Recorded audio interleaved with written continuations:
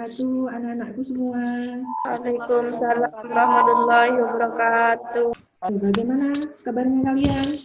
Alhamdulillah baik, Bu. Alhamdulillah baik, Bu. Alhamdulillah, semoga kita semua selalu diberi kesehatan, selalu dalam lindungannya, dan jangan sampai kendor, harus tetap semangat belajarnya, sekaligus belajarnya di rumah atau jarak jauh.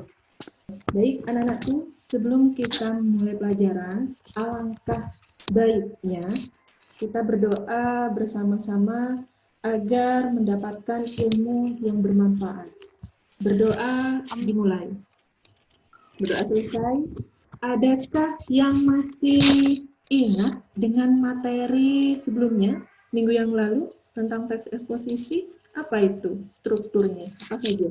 Struktur teks eksposisi terdiri dari tesis, argumen, dan penegasan ulang, Bu.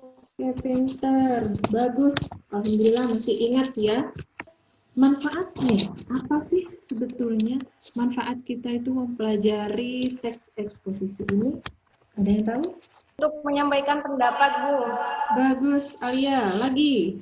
Saya, Bu, Iya, untuk sudah. mengungkapkan pendapat dengan argumen yang kuat. Iya, bagus. Jadi, semua manfaat yang disampaikan itu semuanya benar. Manfaat dari kita atau kalian mempelajari teks eksposisi itu agar bisa menyampaikan pendapat yang disertai dengan argumen-argumen yang kuat untuk meyakinkan pendengar atau pembacanya tentang pentingnya sebuah permasalahan yang ada. Hari ini, KD yang akan kita pelajari adalah tentang mengonstruksikan teks eksposisi dengan memperhatikan isi, permasalahan, argumen, pengetahuan, dan rekomendasi, struktur, dan kebahasaan. Kemudian tujuannya apa setelah pembelajaran? Tujuan yang pertama, yaitu melalui model pembelajaran problem-based learning, peserta didik dapat menentukan gagasan pokok dan gagasan penjelas dalam teks eksposisi dengan tepat. Yang kedua, melalui model pembelajaran problem-based learning, peserta didik dapat menyusun ulang gagasan teks eksposisi dengan memerhatikan struktur teks eksposisi, yaitu tesis, argumen, dan rekomendasi dengan tepat. Sebelum kita masuk ke materi yang akan kita pelajari, Ibu di sini mempunyai soal tersebut dalam bentuk pernyataan. Jadi kalian nanti menjawabnya dengan benar atau salah. Sudah kelihatan? Suaranya Ibu juga terdengar jelas? Jelas. Silahkan angkat kertasnya. Ibu lanjut lagi di soal yang kedua ini. Benar atau salah pernyataan tersebut? Baik. Untuk yang soal pertama, ini jawabannya, gagasan pokoknya itu salah. Gagasan pokoknya tersebut ada di akhir kalimat. Untuk yang soal nomor 2 ini yang menjawab benar tadi, ya jawabannya itu benar. Bagus, betul jawaban kalian. Kita lanjutkan ke materinya. Kalian akan belajar secara mandiri di Google Classroom. Nanti kalian akan berdiskusi juga di sana, seperti kelompok yang sudah Ibu tentukan seperti sebelum-sebelumnya. Nah, ini sudah Ibu sediakan kelompoknya untuk berdiskusi, ada kelompok 1, ada kelompok 2. Kemudian sebelum berdiskusi, silakan kalian menyimak atau membaca. Di sini ada materi ya. Ada materi tentang gagasan pokok dan gagasan penjelas untuk berdiskusi, jadi sesuai dengan LKPD di sini, di tugas 3. Kalau sudah paham, Ibu akhiri sementara Zoom meetingnya ini. Assalamualaikum warahmatullahi wabarakatuh. Waalaikumsalam warahmatullahi wabarakatuh.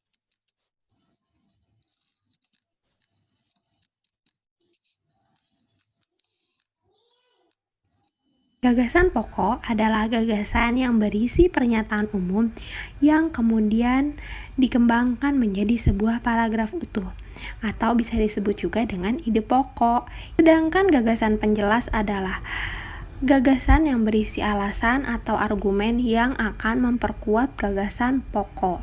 Di sini Ibu memberi contoh satu paragraf. Bencana kabut asap merupakan bencana memilukan, itu adalah gagasan pokok.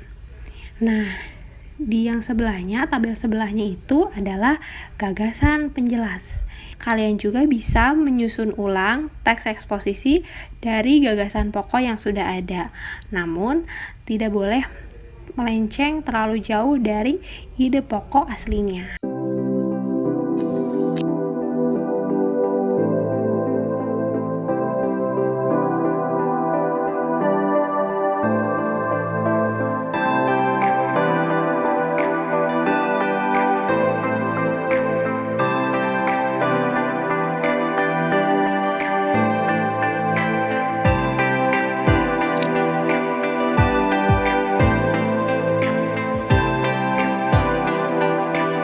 Alhamdulillah sudah masuk di Zoom lagi. Ibu minta kelompok 2 yang mempresentasikan.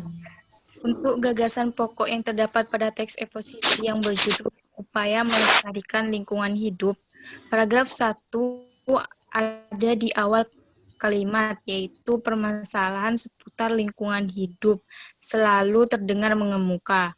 Kemudian paragraf 2, 3, dan 4 juga sama ada di awal paragraf. Sedangkan paragraf 5 dan 7 gagasan pokoknya ada di akhir kalimat. Dan paragraf 6 dan 8 ada di awal kalimat. Bagaimana kelompok 1? Silahkan ditanggapi. Kelompok 2 sama dengan kelompok 1, Bu. Jadi ada 2 paragraf yang gagasan pokoknya ada di akhir kalimat, yaitu pada paragraf 5 dan 7. Sekarang yang kelompok 1, ini yang menyajikan untuk yang nomor 2. Untuk menyusun ulang gagasan eksposisi karena gagasan sudah disediakan, jadi untuk yang gagasan pokok yang pertama yaitu bencana kabut asap merupakan bencana yang memilukan. Ini merupakan paragraf 1 dan sebagai tesisnya. Kemudian yang penyebab bencana adalah perilaku manusia, merupakan paragraf 2 sebagai argumentasinya. Sedangkan pendidikan dapat mengajarkan masyarakat tentang pentingnya menjaga kelestarian alam, merupakan paragraf 3 sebagai penegasan ulang atau rekomendasinya. Ya, silahkan kelompok 2 ditanggapi bergantian. Hasil diskusi kelompok 1 sama dengan kelompok 2. Jawaban hasil diskusi kelompok 1 dan 2 bagus dan jawabannya betul. Gua cumi jempol buat kalian. Berarti paham sudah ya dengan materinya. Jadi dalam menentukan gagasan pokok atau gagasan utama atau ide pokok, itu pertama harus membacanya terlebih dahulu. Dan gagasan utama itu letaknya tidak selamanya ada di awal kalimat pada paragraf itu. Bisa saja ada di akhir kalimatnya.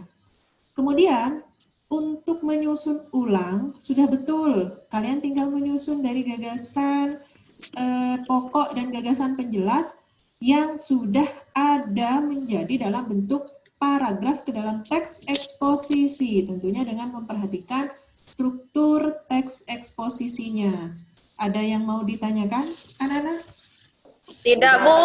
Paham semuanya? Pintar, berarti.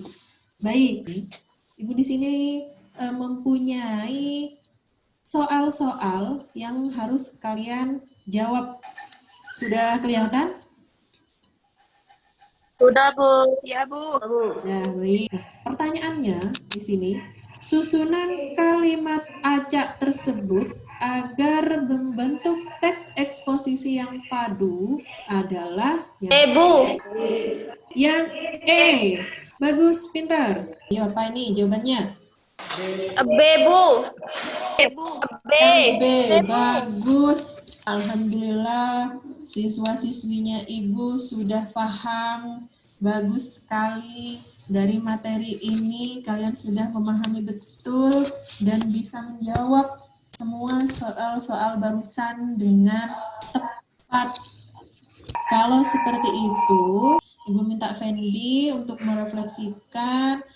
Saya mendapatkan materi tentang menentukan gagasan pokok dan gagasan penjelas, serta menyusun ulang gagasan dalam teks eksposisi dengan memperhatikan struktur teks eksposisi. Ya, terima kasih Fendi. Nah, kesimpulannya dari materi ini bagaimana? Alia, ayo Al, bagaimana kesimpulannya Al? Kesimpulannya, bahwasanya gagasan pokok atau ide pokok tidak selamanya ada di awal kalimat, tetapi bisa juga ada di akhir kalimat, dan dalam menyusun ulang gagasan dalam teks eksposisi, harus tetap memperhatikan struktur teks eksposisinya. Terima kasih Alia atas kesimpulannya. Untuk pertemuan minggu depan, karena materi teks eksposisi sudah selesai, kalian baca di rumah tentang teks anekdot. Terima kasih anak-anakku. Semoga ilmu yang kalian pelajari bermanfaat untuk kalian semua. Ibu akhiri pelajaran daring Amin. hari ini. Assalamualaikum warahmatullahi wabarakatuh.